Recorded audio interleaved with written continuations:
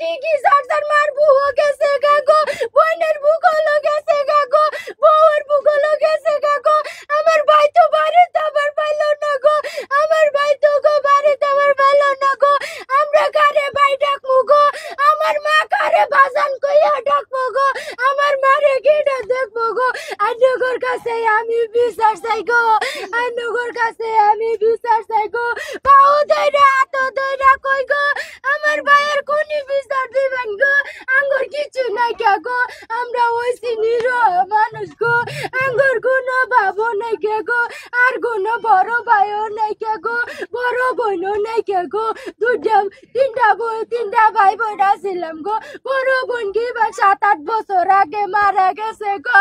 বড় ভাইটা গো এনে কেটা এতন কইরা মারলো গো, কার এত নজর লাগলো গো আমার ভাইটার প্রতি গো। আমার ভাইটা গো কি ক্ষতি করলো গো আমার, যে গো কত যে কষ্ট হইতেছে গো। খুনিরে ধইরা আনবেন গো, ওইটা খুনির আন্নারা ফাঁসি দিবেন না পাইলে গো আমার হাত তুল্লা দিবেন গো। তারপরে ওই আমার ভাইয়ের খুনি চাই গো। আমার সংসারের চালানোর মতো মানুষ নেই, আমার জামাই চালাইতো। আপনারা দেখেন কি করবেন, আমার জামাই একলাই কামাই করে আমরা সংসার চালাইতো, অন্যান্যরা আমরা দায়িত্ব নিবাই। কেমনে চলবো আমরা, না আমরা করে বাড়ি দেয় আর কিছু না।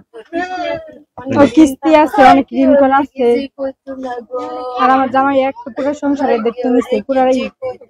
গতকাল আপনার সাথে কথা হয়েছে কি, শেষ কথাটা আবার কিভাবে সে ওখানে ঘুমাইলো, এখানে আসলো না কেন জানেন? আসতে কিন্তু আমার সাথে কথা বলেনি, গাড়ির দেশে যায়, এর কারণে আমার সাথে কথা হয়নি। এক সপ্তাহ পরে পরে আহে, তারপর 3-4 দিন থাকে, তারপর আবার চলে যায়। কইলে কি হবো, আমার জামাই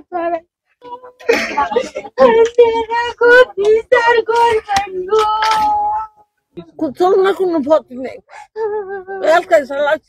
আমার ভাই গো 3টা কিস্তি চালাইছে গো। আমার ভাই গো আর কোনো কিছু নেই, বাবু নাই,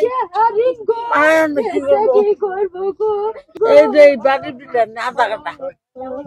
যমুনা টিভির মধ্যে খবর পাইলাম যে বালুজান পাম্পের সামনে আগুন দেওয়া হয়েছে, পরে চালক জুলহাস মৃত্যু হয়েছে। হওয়ার পরে আমি এখন চলে আসলাম।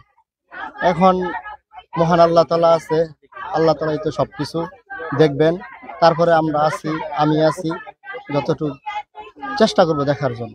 তার আপনার এখানে অর্থনৈতিক অবস্থা কি? অর্থনৈতিক অবস্থা তার কোনো কিছুই নাই বলতে, শুধু এই ঘরটা আর আছে, আর কিছুই নাই। ঘর ছাড়া থাকার আর কোনো অর্থ উপার্জনের কোনো রাস্তা নাই তার।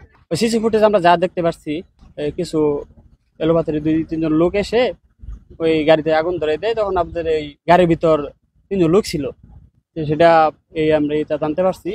আমাদের এখানে ফিলিং স্টেশন, পাম্প, এটা একটা ইমার্জেন্সি জায়গা।